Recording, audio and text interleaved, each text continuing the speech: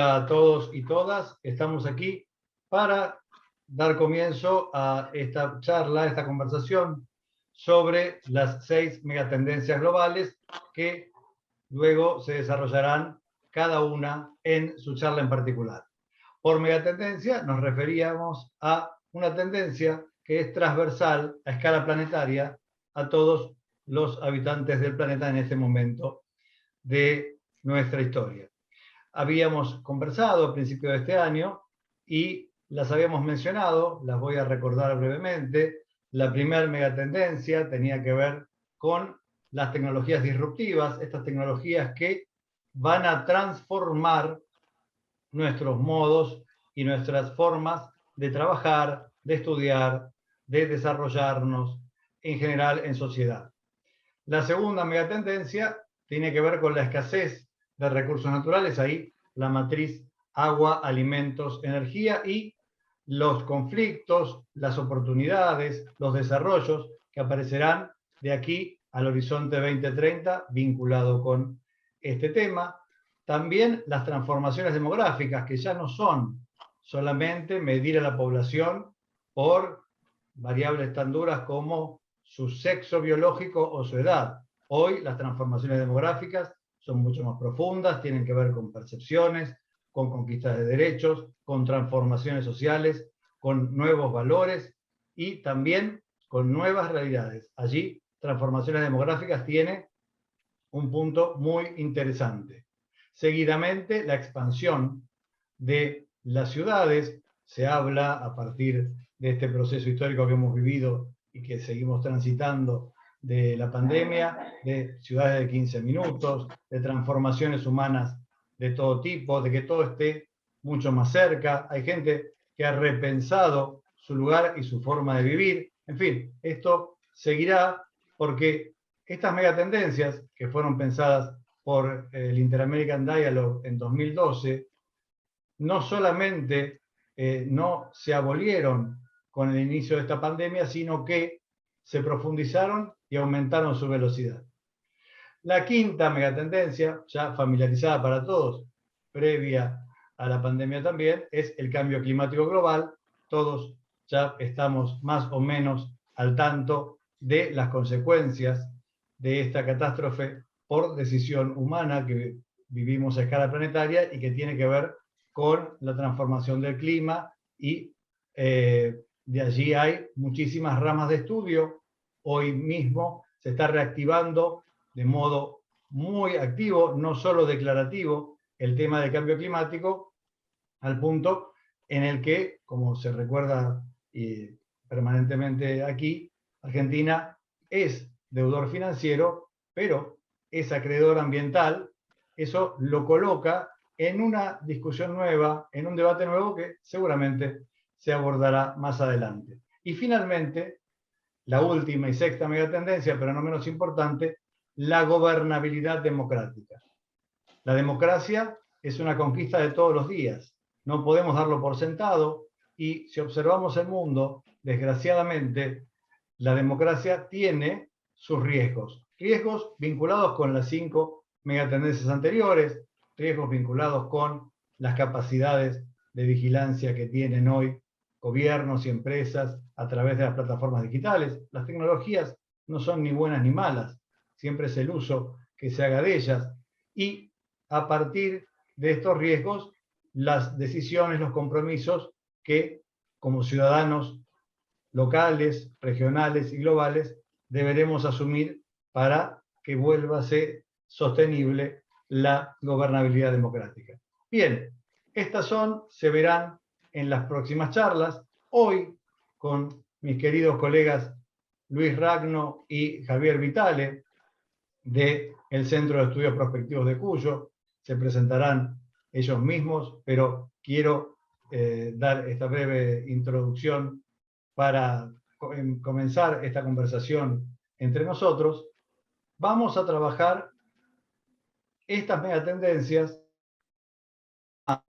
es decir, desde la relación entre la previsión y las políticas públicas. La previsión, entendida como ver antes, anticipar. Las políticas públicas actúan para resolver en el presente, pero también para resolver en el futuro. Una política pública me saca, obviamente, de un problema del presente, pero debe estar pensada para trabajar, funcionar y accionar en el futuro y también absorber los cambios y contingencias que puedan venir. Estas contingencias son de modo impredecible si trabajamos en términos de la previsión tradicional. La previsión, ustedes saben, tiene dos grandes formas. Una es la planificación, estratégica o normativa. Ahora, la planificación va en la línea de tiempo desde el presente hacia el futuro. La otra gran columna de la previsión, moderna, la previsión del siglo XX y, por supuesto, del siglo XXI, es la prospectiva. La prospectiva va del futuro al presente, invierte la línea de tiempo y nos permite pensar lo posible. Son opuestos complementarios en la línea de tiempo.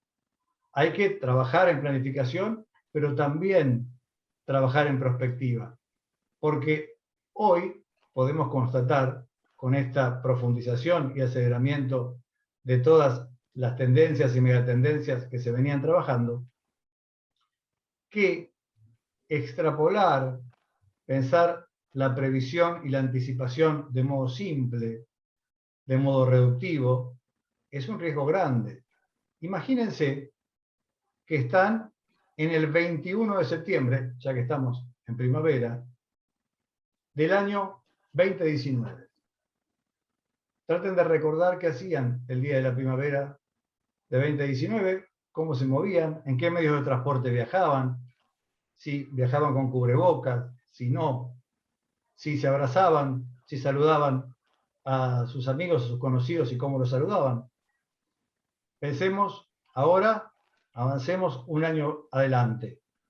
¿Qué estaban haciendo el 21 de septiembre de 2020?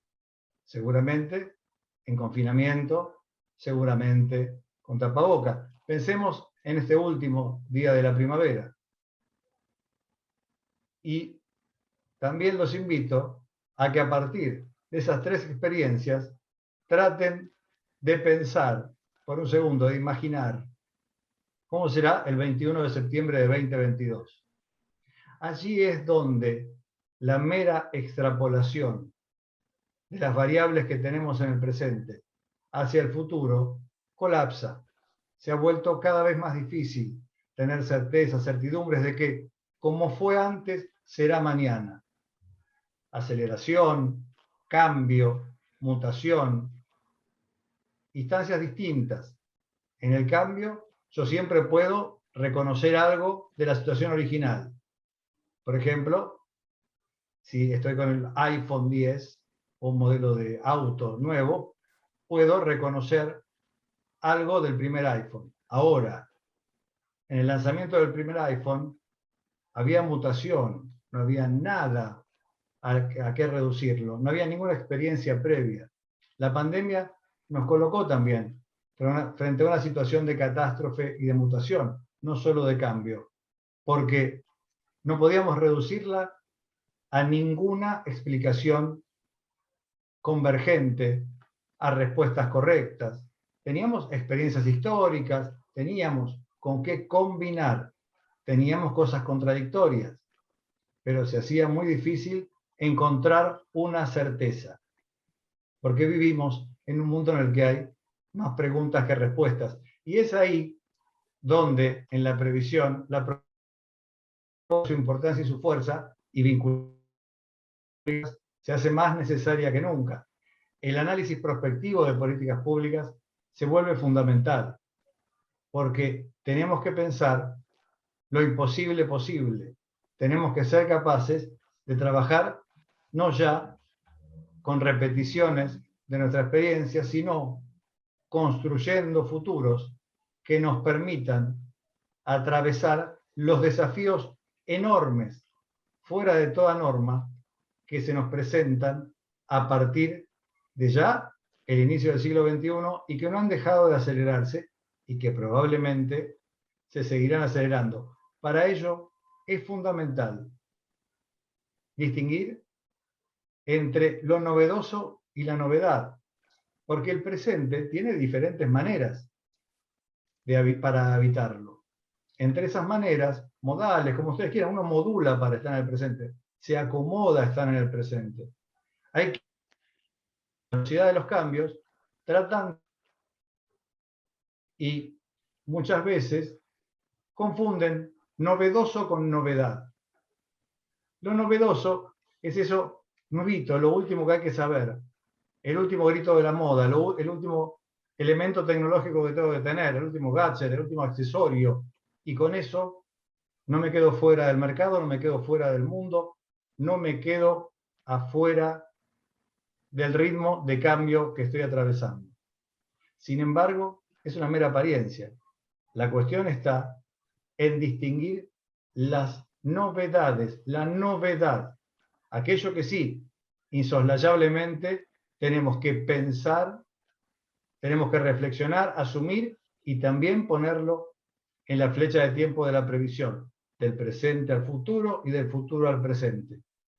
Decía uno de los fundadores de la prospectiva que había que buscar presente gérmenes, decía él, no es una época simpática para hablar de gérmenes, digamos, gérmenes, síntomas, signos del futuro. El trabajo en previsión y políticas públicas debe apuntar a ajustar la mirada para que seamos capaces de detectar estas novedades, lo que cada persona necesita, lo que nuestras comunidades requieren y van a requerir frente a estos cambios, en estos ritmos y en el contexto de estas megatendencias que desarrollaremos en este ciclo de charlas. Bien, hasta aquí mi breve y pequeña introducción. Va a ser mucho más interesante, por supuesto, escuchar ahora y conversar con mis queridos amigos Luis Ragno y Javier Vitale, a quienes amablemente les cedo la palabra. Muchas gracias. Bueno, Alejandro, muchísimas gracias por la invitación, por la oportunidad de este diálogo. Si querés, aprovecho para presentarme. Yo soy Javier Vitale, codirector del Centro de Estudios de Prospectiva, investigador del INTA. Vengo trabajando bastante tiempo ya, desde el año 2004, en temas de prospectiva y planificación estratégica. Principalmente mi campo de estudio y de trabajo es lo territorial y lo agroalimentario. También soy miembro del Comité Ejecutivo de la Federación Mundial de Estudios de Futuro, que es una de las organizaciones internacionales de prospectiva, y soy miembro de la Red Abierta de Prospectiva e Innovación para América Latina y el Caribe del programa CITED, que es una red que nuclea a 8 países de nuestra región, en donde logramos vincular la prospectiva, las políticas públicas a los procesos de innovación. Luis, si querés. Bueno, muy buenas tardes. Mi nombre es Luis Raño, soy el director del Centro de Estudios Prospectivos de la Universidad Nacional de Cuyo. Mi formación es humanista, provengo de la filosofía, del trabajo con recursos humanos. De hecho, soy director en una organización pública de recursos humanos, y eso me ha permitido trabajar desde la posición de tratar de que los recursos humanos se vayan transformando en humanos con recursos. Y en esta idea de transformar los recursos humanos en humanos con recursos, aparecen este tema de la prospectiva como la anticipación, el trabajar, como muy bien decía Alejandro, con una actitud más proactiva de constructores del cambio, y desde el futuro, para, a partir de consensos que logremos en el futuro o del pensamiento futuro, debatirlos, modelarlos, planificarlos desde el presente. Entonces, ese ha sido nuestro trabajo desde el Centro de Estudio Prospectivo, que como bien decía Javier, iniciamos nuestras tareas en el año 2004 hasta el día de la fecha. Bueno, y ahí en ese marco, Alejandro, que vos en la introducción que planteabas este binomio de prospectiva y política pública, que es el principal campo de aplicación que la prospectiva como disciplina científica está teniendo en estos últimos 20 años, ahí aparece también una cuestión que quisiera recuperar, que es este rol indelegable del Estado de la planificación para el desarrollo. Y en ese marco, que lo plantea claramente ILPE-CEPAL, es donde estas aproximaciones metodológicas, como la prospectiva, para contribuir a generar insumos para la política pública, se vuelve fundamental. En el marco de los cambios sistémicos que vos planteabas, de las 5 megatendencias globales, en el marco de la Agenda Internacional de Desarrollo de los ODS, bueno, la prospectiva es el instrumento fundamental para contribuir a que las políticas públicas adquieran una mirada de largo plazo y sean sostenibles en el tiempo. Así que ahí, parafraseando a Michel Godet, que es un prospectivista francés, podríamos decir que la prospectiva y la política pública también es un matrimonio indisoluble, que pensar la prospectiva sin su vinculación a la política pública es simplemente un ejercicio intelectual, que puede ser interesante, pero que carece de sentido si no avanza hacia la acción concreta, y hacer política pública sin prospectiva es tener un marco de incertidumbre más amplio para poder lidiar con la propia incertidumbre que trae el futuro. Así que ese binomio prospectiva y política pública es fundamental en el marco de una escuela de gobierno como lo estamos haciendo hoy. Un aspecto que vemos interesante es que, si bien los estudios de futuro y la prospectiva para trabajar sobre esta dimensión de futuro que atraviesa todas las áreas del conocimiento y que lógicamente lo que se busca es que se transforme en una política pública, en una acción real y contundente, sí lo que hemos advertido a lo largo de estos 15 años, 16 años de trabajo, es que no solo se trabaja en desarrollar aptitudes en las personas, sino sobre todo ir generando actitudes. O sea, una cosa es tener la aptitud para transformar, pero la pregunta es desde qué modelo mental, desde qué paradigma, desde qué sesgo cultural lo estás haciendo en la utilización de estas herramientas. Y otra cosa es que a partir de una discusión, de un debate, de un consenso incluso a desarrollar en el futuro, podemos resolver divergencias que lógicamente todos tenemos en el presente. Divergencias ideológicas, divergencias programáticas, divergencia incluso en cuanto a la formación.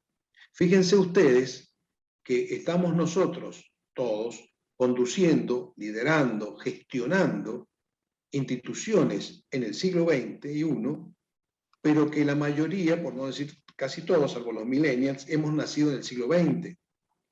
Pero el tema es que con instituciones propias del siglo XX, pero que hemos sido formados en concepciones didácticas, pedagógicas, filosóficas del siglo XIX, XVIII y XVII. Entonces, estas concepciones son las que hoy enmarcan, delimitan nuestros modelos de pensar. Y esos modelos de pensar se traducen en las narrativas con las cuales pretendemos construir nuestro futuro. Es decir, construir la narrativa futura de Argentina. Ahora, ¿qué es lo que advertimos?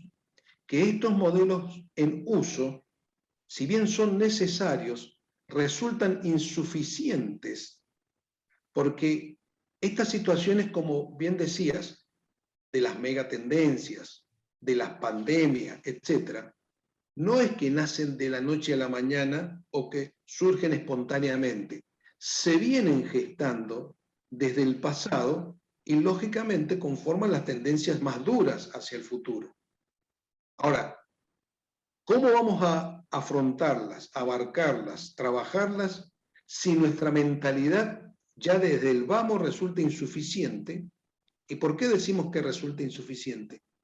Porque no estamos advirtiendo lo que en prospectiva denominamos hechos portadores de futuro, que son los hechos que están sucediendo ahora, que van a ir explotando en el futuro, en el devenir, y que nos sorprende por su contundencia, nos sorprende porque superan nuestras expectativas, nuestras planificaciones, pero que la pregunta es ¿por qué no lo vemos ahora? Y no los vemos porque generalmente necesitamos abrir un poco más nuestros contextos mentales. Es decir, en todo proyecto, en todo trabajo, debemos incorporar al menos dos variables fundamentales, que son la anticipación y la participación. Es decir, no se concibe la prospectiva, la construcción del futuro, sin un trabajo colaborativo, participativo, sin un trabajo donde todos los actores sociales intervienen en buscar cuál es el mejor futuro que pueda satisfacer nuestras necesidades, no solo actuales, sino las de las generaciones futuras. Y es ahí donde la política pública es fundamental, porque no solo trabajamos para resolver nuestros problemas, sino que sobre todo necesitamos resolver los problemas de las generaciones futuras, que son hoy un derecho inalienable para esas personas.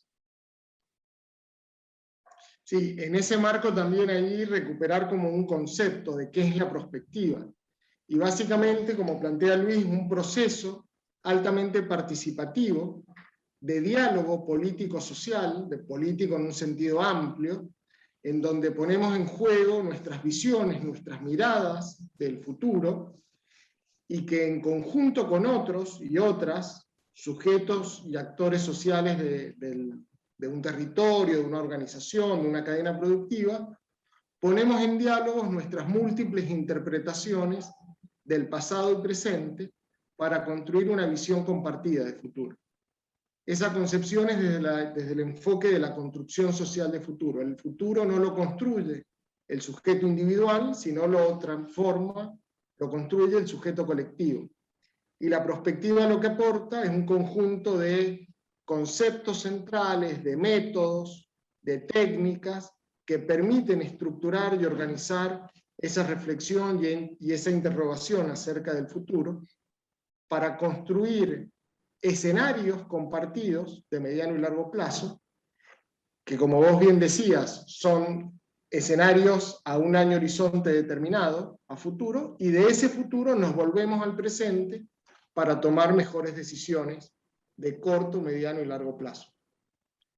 Ese es el aporte que la prospectiva hace a la contribución de la planificación en general y a la política pública en particular. Sobre lo que me dicen, si me permiten, quería compartir un dato que a mí me sorprendió y ustedes lo deben tener también en cuenta. Los estudios prospectivos clásicos de los 60, de los 70, lo hacían expertos. Se juntaban 4 o 5 expertos del Club de Roma, de foros globales, de la Comisión Trilateral. Bueno, lugares eran siempre expertos, inaccesibles. Sin embargo, este estudio y todos los estudios 2030 que empiezan en 2010, 2012, en ese periodo, se hacen abiertos, participativos, con consulta a un gran número de participantes de la comunidad, las 6 megatendencias ni hablar, muchas de los estudios prospectivos de Estados Unidos, europeos, los mismos chinos con el Banco Mundial, en América Latina el proyecto, el Millennium Project, todos trabajan de modo participativo y colaborativo, entendiendo a la participación, que bien subrayaste y señalaste, no solamente como convocar, porque ahí hay que distinguir entre con participación y participativamente.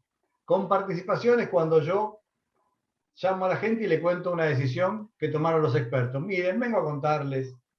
Y esto que vamos a hacer en este ciclo de charlas y de videos no tiene que ver con eso. No venimos a contarles las megatendencias, los informamos y esto es lo que va a pasar. No, venimos a poner en debate algo para que, en lugar de ser algo que que es hacerlo con participación, hacerlo participativamente, que es tener en cuenta 3 dimensiones. Formar parte, que uno forme parte de este espacio, que forme parte de la discusión, que se sume a una conversación, que tome parte, es decir, que su opinión sea tenida en cuenta. Esto no quiere decir que sea vinculante, que sea tenida en cuenta y que haya un área de debate y que pensemos y que nos encontremos en las diferencias y busquemos las convergencias posibles. Y también que cada uno de los que forman parte de este proceso, es decir, que participe en la toma de decisiones que venga después. Si yo cuando diseño una política pública voy a trabajar incorporando futuros prospectivos, no voy a formar parte, no voy a tomar parte opinando y no voy a ver que mi opinión tuvo parte, tiene en la toma de decisiones un rol, voy a sentir que fui un espectador.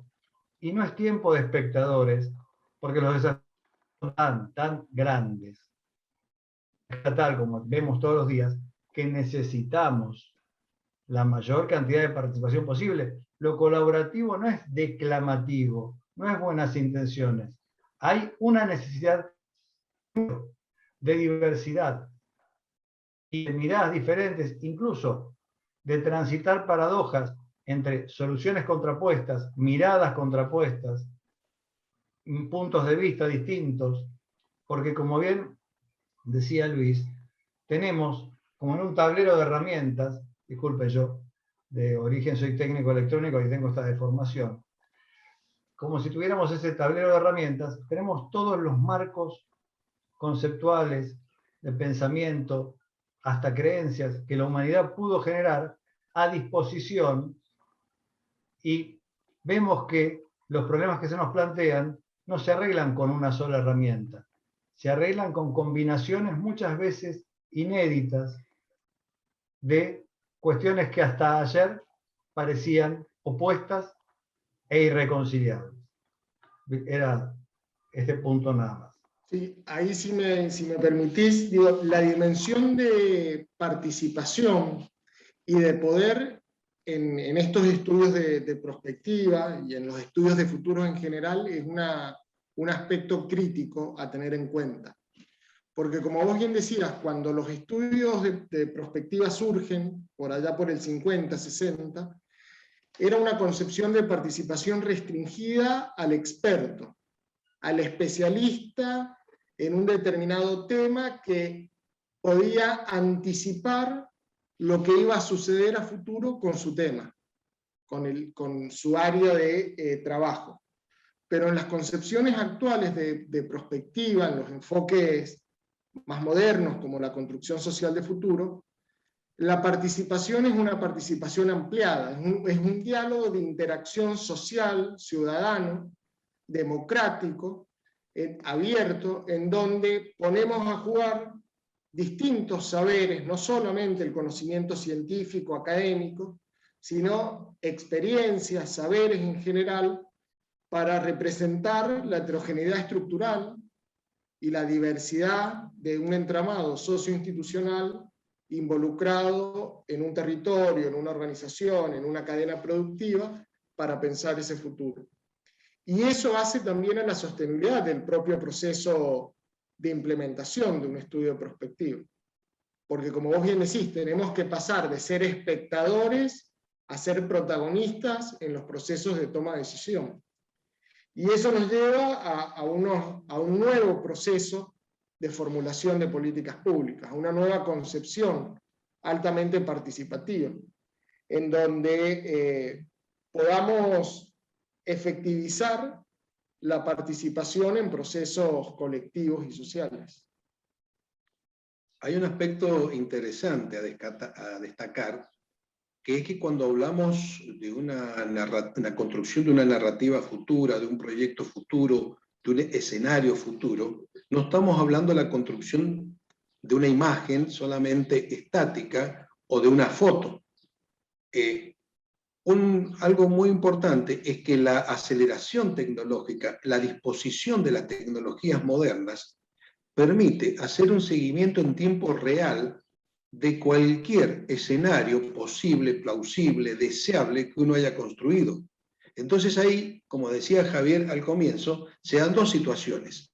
Uno construye el escenario deseado, donde hemos consensuado las divergencias del presente, porque seguramente no importa que la persona piense de determinada forma, pero todos seguramente queremos lo mejor para nuestros hijos, queremos mejorar la calidad de vida humana, queremos bajar el impacto del cambio climático, queremos de alguna manera el mejor de los mundos posibles. Lo que a veces surge la discrepancia porque cada uno asume, adopta posiciones o caminos distintos para llegar al mismo fin. Pues bien, si queremos el mismo fin, veamos ahora dos posibilidades. O traemos ese fin al presente y vemos cómo lo construimos hoy, aquí y ahora, o iniciamos un proceso de transformación para llegar a ese fin. Esas son distintas posibilidades de trabajo. Pero lo que sí es importante que se sepa, que la evolución tecnológica nos permite, a través de lo que se llama la vigilancia tecnológica, la inteligencia estratégica, a hacer un avance en tiempo real y con lo cual se modifica todo el proyecto en forma permanente, lo cual nos permite realizar los ajustes necesarios frente a estas, como decía Alejandro, sorpresas que nos trae de un 21 de septiembre al 21 de septiembre siguiente. Es decir, la perspectiva no es un sistema de adivinación, la perspectiva es un sistema de mejorar las actitudes, aptitudes del ser humano para estar de la mejor manera preparado para las contingencias que van a ir surgiendo. Entonces, si nosotros hemos podido anticipar un abanico de posibilidades, bueno, salvo que fueran lo que se llaman los cisnes negros o los Dragon Kings que aparezcan, que bueno, también lo deberíamos tener en cuenta en un proceso estratégico con enfoque prospectivo. Sí, y en este marco que plantea Luis de la prospectiva como una actitud, también visto desde el Estado, desde lo gubernamental, la prospectiva se transforma en una capacidad estatal. O sea, estos estados inteligentes, para poder responder a las complejidades del mundo actual, para poder enfrentar o dar respuesta a estos desafíos de las megatendencias, requieren nuevas capacidades estatales. Y una de esas capacidades es la capacidad de anticipación. O sea, los estados tienen que desarrollar capacidades en prospectivas, tienen que promover sistemas prospectivos que permitan no solamente la alerta temprana de fenómenos, acontecimientos, eventos que pueden suceder o que entran en el campo de lo posible de que suceda, sino también de que puedan tener capacidad de respuesta, manifestaciones estatales traducidas en políticas públicas para poderlos enfrentar en tiempo y forma. Por eso es muy importante en este binomio prospectiva, política pública, desarrollar instancias como la que estamos participando hoy en este ciclo de conferencias, de charlas, en donde poder difundir y divulgar lo que es la prospectiva para que el Estado pueda generar sus propias capacidades para abordar estos grandes temas. Totalmente de acuerdo. Subrayar dos cuestiones. Primero, lo que decías vos, Luis, que la perspectiva no es y no se centra en el acierto, no quiere adivinar lo que va a pasar. Lo que quiere es potenciar, complementando con lo que decía Javier, potenciar las alternativas, potenciar las capacidades de las personas y, por supuesto, del Estado. Cuantas más alternativas se tenga, cuantas más herramientas tengamos, cuanto mejor sepamos usarlas, mejor es. Hoy, una de las asimetrías más importantes que uno puede verificar enseguida es el rectángulo cero de Google. Cualquiera puede buscar cualquier. Ahora, las capacidades para organizarlas, jerarquizarlas, clasificarlas y aplicarlas son habilidades que no están igualmente repartidas. Cualquiera puede googlear, pero no cualquiera puede hacer algo con lo que puede acceder a partir del rectángulo cero. Aquí estamos en un compromiso similar, si se me permite la imagen, Nosotros tenemos las herramientas prospectivas, pero si no nos comprometemos con una participación amplia para construir participativamente y socialmente el futuro, y en eso una responsabilidad indelegable del Estado, que dijo Javier al principio, va a ser muy, muy difícil estar preparados y tener reservas y reservorios que nos faciliten afrontar los desafíos por venir, que seguramente son muchísimos. Hay un aspecto interesante, Alejandro, también a mencionar, que es que cualquier transformación que uno quiera hacer hacia el futuro o desde el futuro, empieza en uno mismo. Es decir, nosotros ¿qué advertimos? Que cuando vamos a buscar los trabajos de participación, de deliberación, de comparación, de cooperación, etcétera, chocamos contra los egos de los funcionarios, de los profesionales, de los grupos, de las áreas, asociaciones, etcétera. Es decir, pregonamos una mente abierta, pregonamos un mundo abierto, pregonamos trabajar en lo que se denomina lo local, lo global y lo local de una manera integrada. Todo eso lo pregonamos. Decimos que lo más importante de cualquier institución son las personas. Todo eso está en el discurso. Pero cuando bajamos a trabajar y a generar una verdadera política pública más allá de los intereses sectoriales, personales, partidarios, organizacionales, es ahí donde aparece el primer escollo. Y donde aquel que pregonaba la apertura, el cambio, la construcción, el mundo mejor, es el primero que pone obstáculos porque no lo ha resuelto internamente, en sí mismo. Es decir, no ha resuelto el cambio, la transformación de lo egoico a lo, podríamos decir, a lo etnocéntrico, que es lo que se llama ir a defender al grupo, a la facción, al grupo de interés, para poder avanzar hacia lo mundicéntrico, es decir, considerarnos ciudadanos del mundo, porque el cambio climático, la aceleración tecnológica, las pandemias, todos estos fenómenos no reconocen fronteras, ni ciudades, ni países, ni colores, ni razas. Es decir, nos incumben a todos. Y es por eso que trabajamos nosotros también en estimular no solamente el cambio exterior, sino fundamentalmente la transformación interior, porque si no, sin esa transformación interior, no hay después colaboración, participación, ni compromiso, ni responsabilidad. Sí, allí es un tema muy importante en Argentina, porque en el mundo que estamos, en el que ya vino, nuestra cultura de la previsión es una cultura de baja intensidad. Repetimos errores sin clavarnos puñales, pero es un país que comparado con culturas que no son lejanas, no me voy a comparar con los noruegos, con los finlandeses, comparándonos con los chilenos, con los mexicanos y las tragedias que han tenido y cómo han desarrollado aprendizaje social, situaciones de participación bastante fuertes y demás, hacen que en Argentina sea una preocupación. Y en un país en el que ha habido intentos importantes de prospectiva. Quiero mencionar hoy simplemente al que había hecho el general Perón en los 70. Perón había desarrollado con unos tableros gigantes que le había provisto una empresa llamada Jan Ravikant, una publicitaria, un tablero prospectivo que trabajaba, tomando como antecedente 1840, 40 y pico, iba hasta el 2045. Y tenía ahí una visión de futuro y de país que estaba trabajando y que quería proponer.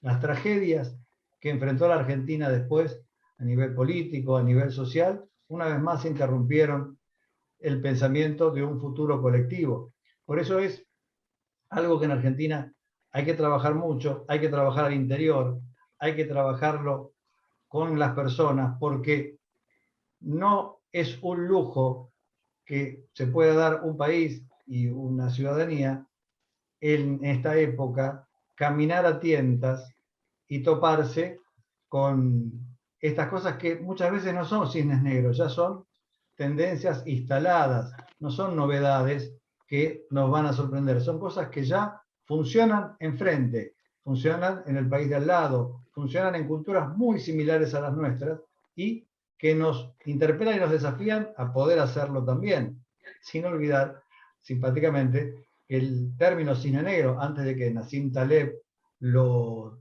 teorizara con la crisis del 2008 financiera, tenía que ver con una tradición inglesa en la que en Inglaterra no había cisnes negros, hasta que al viajar a Australia se encontraron con una población inmensa de cisnes negros.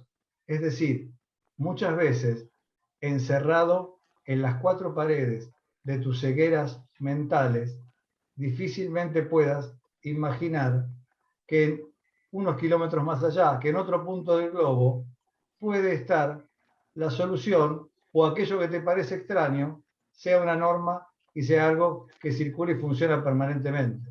Entonces, este desarrollo de estas competencias, de estas actitudes vinculadas con la previsión y la anticipación en la Argentina, asociado a fortalecer nuestras políticas públicas prospectivas como una cultura que aumente en su densidad, es fundamental.